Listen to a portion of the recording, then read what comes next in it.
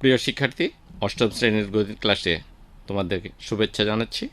আমি গৌতম চন্দ্র রায়, সিনিয়র শিক্ষক, ডক্টর মোহাম্মদ রেজাউল করিম উচ্চ বিদ্যালয়, গৌরীপুর, ময়মনসিংহ।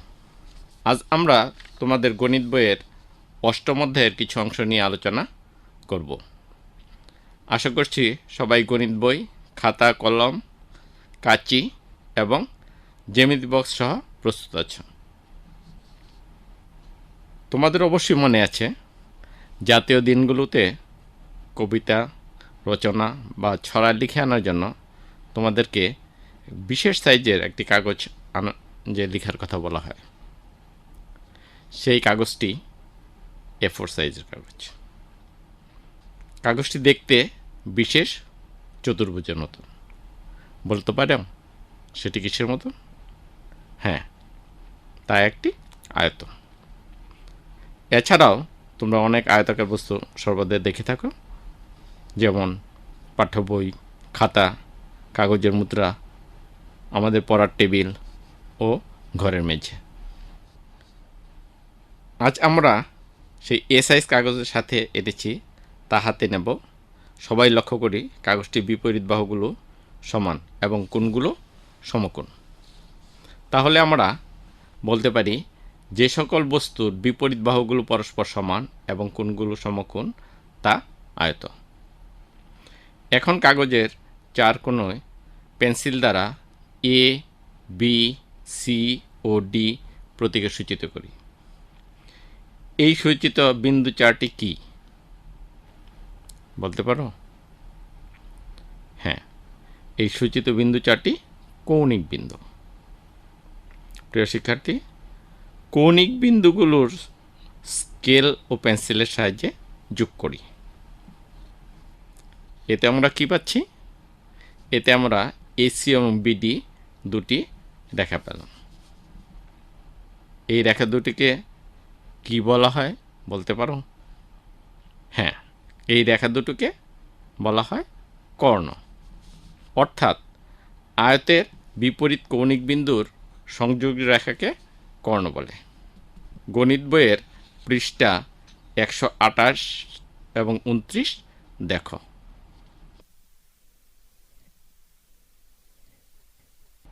দুটি কাগজ নিয়ে একটি এসি বরাবর এবং অপরটি বিসি বরাবর দুই ভাগে ভাগ করি। শিক্ষার্থীবৃন্দ, এসি বরাবর দুটি ভাগে ভাগ করায় আমাদের যে দুটি ত্রিভুজ আকৃতি অংশ পাই তা হলো ত্রিভুজ এবিসি ও ত্রিভুজ এডিসি। এবং বিডি বরাবর দুই ভাগে ভাগ করা আমরা যে কাগজ দুটো পেয়েছি তাতে উৎপন্ন ত্রিভুজ হয়েছে এবিডি ও ত্রিভুজ বিসিডি। শিক্ষার্থীবৃন্দ, ত্রিভুজ এবিসি অংশের উপর ত্রিভুজ এবিডি অংশকে এমনভাবে স্থাপন করো যেন এ বিন্দু বি বিন্দুর উপর, ডি বিন্দু সি বিন্দুর উপর এবং বি বিন্দু এ বিন্দুর উপর পড়ে। সেক্ষেত্রে লক্ষ্য করো, ত্রিভুজ এবিডি অংশের সাথে বিসি বাহু এডি বাহুর সাথে মিলে যাবে। কারণটা কি বলতে পারো? কারণটি হলো আয়ত এর বিপরীত বাহুগুলো পরস্পর সমান। উভয় ক্ষেত্রে এবি বাহুর সাথে মিলে যাবে, কারণ বাহু দুটো একই, অর্থাৎ একে আমরা সাধারণ বাহু বলি। এবিসি কোণ এবং বিএডি কোণ মিলে যাবে, অর্থাৎ এবিসি কোণ সমান বিএডি কোণ, কারণ প্রত্যেকেই সমকোণ। শিক্ষার্থীবৃন্দ, এখন লক্ষ্য করলে আমরা দেখব ত্রিভুজ এবিসি ও ত্রিভুজ এবিডি সার্বিকভাবে মিলে যাবে, অর্থাৎ ত্রিভুজ এবিসি এর উপর ত্রিভুজ এবিডি সমানুপাতিত হবে। সুতরাং এসি বাহু বিডি বাহুর সাথে মিলে যাবে, অর্থাৎ এসি সমান বিডি। এখানে প্রমাণিত হলো আয়তের কর্ণদ্বয় সমান।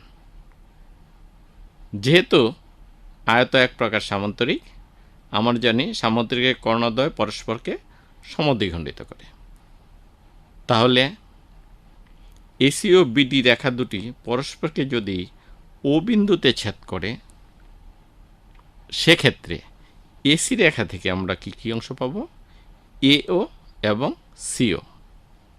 এবং বিডি রেখা থেকে আমরা যে অংশগুলো পাব সে অংশগুলো হলো বিও এবং ডিও।